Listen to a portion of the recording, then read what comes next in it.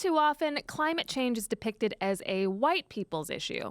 You think of an environmental activist and you picture Julia Butterfly Hill embracing a redwood tree, or a Scandinavian billionaire at a Greenpeace gala, or that NYU environmental studies major who put all her trash in a mason jar for a year. It does make sense in some ways. Rich white people are largely responsible for the situation in which we find ourselves. But communities of color the world over are the most likely to suffer because of climate change. And I'm not just talking about residents of island nations like the Maldives. I'm talking about people here in the U.S. too.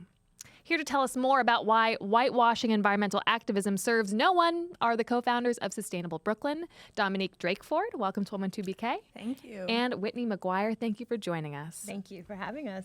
What is Sustainable Brooklyn and what need is it filling? I'll take this. Go for it. Okay. Go for it, Sustainable Whitney. Brooklyn is a community-based initiative that works to really bridge the gaps between what you mentioned is the current sustainability movement and the perception of it, and targeted communities. Targeted communities being communities of color that are first and most impacted by unsustainable practices, not just involving environmental issues, but economic barriers, barriers to social equity, and health. All of these factors play into what we consider to be sustainability. And Dominique, why did you see a need for an organization like this?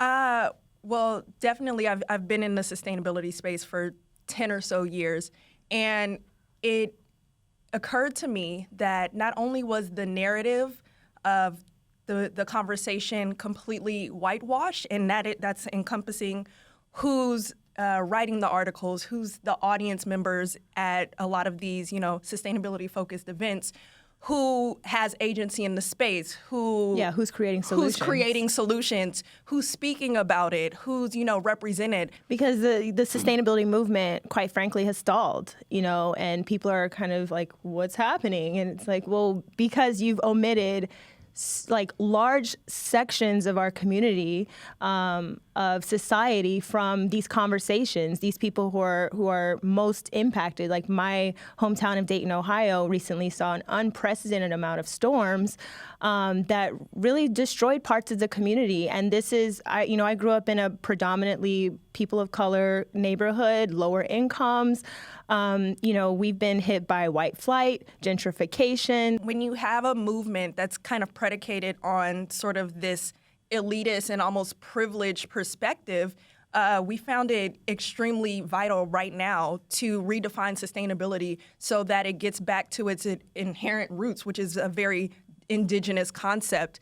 And especially looking at Black liberation and looking at the history of Black people and people of color in general, sustainability has been a mantra for us since day one. Whitney, in preparing for this segment, my producer Ross told me an anecdote about in the early days of the Black Lives Matter movement, he was interviewing a teen activist, and he was like, "Oh, are you going to the Global Climate March?" And this activist said, "No, I'm not. Like, that's a white person's issue. I have bigger fish to fry. We're dying in the streets." I'm curious what you would say to that. Hell yes. That's what I would say. I totally agree. I think that's one of the, not necessarily hurdles, but just something that Dominique and it's at the forefront of our minds. How to make the connection between the issues that traditionally one would think about in terms of issues that impact Black communities or communities of Black and Indigenous people. We have criminal justice or criminal injustice, really, being at the forefront of the issue. But, all of climate change, all of this impacts education, healthcare, the prison industrial complex. It's all interrelated because it's all based on, these are all basically blocks to our survival, to our sustention as people. You were interviewed in the Bushwick Daily. Yes. And I'm curious, there's a line where you say that looking back, you realize that sustainability had always been part of your lives, but because the stories told by the mainstream movement didn't look like it, you didn't really recognize it. Can you give me some examples of what you mean? There's a very specific look of those who are in the sustainable fashion space? Like we just did a workshop recently with a company called Good Work and another organization called Driven Society. And during our workshop, we Googled images of like eco-friendly products or someone eating organic food or someone going on a hike, and all of the photos and images were largely just white people partaking in these activities. And then we posed questions to the largely Black and brown audience. Do you all hike? Do you all eat organic food? Do you all like in other ways? And the majority of the responses was yes. We do these things. So I think like for me, my entry point was just seeing like how my grandmother, a woman who was born in 1919 and a survivor of the Depression, how she conserved plastic bags, how she conserved foil, and we would kind of make fun of it when I was growing up. But then looking back on the things that have traditionally been considered ghetto or, like, oh, that's ascribed to a certain a subset of our population are really like inherently the practices that we need to go back to and we need to honor. It sounds like part of what Sustainable Brooklyn does is asking for a seat at the table within the larger climate change. No. We created the table. Okay. Our own table. Okay. And so how do you work, or do you work with sort of like larger environmental justice organizations? We show up. We show up to the spaces first and foremost, but really we're in an interesting, I think, cultural shift right now societally, where people are starting to engage more with these conversations. We're definitely shedding light on the truth of colonialism and systems of oppression within the context of sustainability, and which is a conversation that, in my experience, has very rarely been had within sustainability, but at this juncture, it's mandatory. I recently, at an event, before we even started speaking, I made the entire audience, which was predominantly white, say a few words to get comfortable with the fact that we're going to be dismantling a few things. You have to say racism, slavery, colonialism, privilege, all of these words that typically make folks uncomfortable, but in order to come up with strategic solutions that are really going to be sustainable for our local community and the community at large, that needs to take place. Dominique, you're talking about colonialism and slavery and white supremacy, I think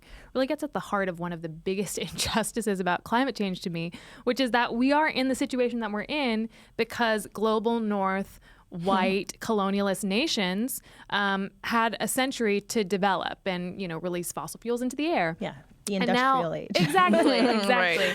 And now that we are all up Schitt's Creek and, predominantly equatorial nations are feeling the brunt of this, it's like, well, we all gotta do this together, guys. And I think China called bullshit and was like, wait a second. We didn't do this. We didn't do this. Also, it's our time now. Don't we deserve to have some time to catch up economically? And now, of course, that we see that it's a problem, we're like, oh, no, actually, everyone has to pull together, equal share, even though, we were enslaving your people for centuries. And, we built our nations on your back. I mean, slavery still today. Absolutely. Absolutely. Yeah, I'm wondering, does the idea of climate reparations come up at all? We talk about reparations, but climate reparations. Ooh, I like that. Let's figure it out. That'll be really easy to figure out. Like. Yeah. I mean. So talk to me about some of the specific projects that you guys are tackling. You talked about you have a retreat coming up. What are some of the things that you're doing on the ground in your community in Brooklyn? Well, our first event was actually just last year, and we held a town hall meeting at Mokata Museum in connection with an organization called Brothers and Sisters. And it was really just an event for us to gauge the level of engagement within sustainability within the Black community, people in Brooklyn. From there, we created a newsletter and addressed a lot of those issues and provided resources directly for people who signed up for our newsletter at that event. For our listeners and viewers in Brooklyn, do you have any local events coming up? If they want to get involved, how can they? Absolutely. We always try to do volunteer days. So our first one was at Good Life Garden in Bushwick. Our second one is going to be at Red Hook community farm composting operation. It's a Brooklyn Botanic Garden initiative. We're going to be learning about compost. Part of the reason why I wanted to really create Sustainable Brooklyn with Dominique is because I am not an expert at all. And I wanted to learn more. I think the misconception, especially within sustainability, is that you have to have a degree. You have to have worked in the professional space. You have to be well-versed. That is not true and an inhibitor to a lot of the community efforts that we could be seeing across the board. We want people to really see like, oh, there are people in my community who look like me, who are from where I'm from, doing trying to make a difference in the world. We recently had our first symposium called Earth. We had 14 panelists, all people of color, who led the conversation through a series of lightning talks, through a panel discussion. We had a breathwork specialist. We had a movement psychiatrist. We had a person speaking about self-love and sustaining self. We had this whole half-day Afrofuturism. We talked about sustainability from such a different perspective. We really changed the lens on creating a dynamic conversation around what sustainability looks like on the ground in local communities. And that was the first of a 4-part series. So we're going to have air, water, and fire coming up soon. Oh, great. Yeah. Okay. And so people can find out more about these symposiums and ways to volunteer and get involved at sustainablebk.co. And sustainablebk.co. Yeah, and our Instagram handle is sustainablebk. Yes. All right. Well, Whitney, Dominique, thank you so much for coming on the show. Thank you, MacKenzie.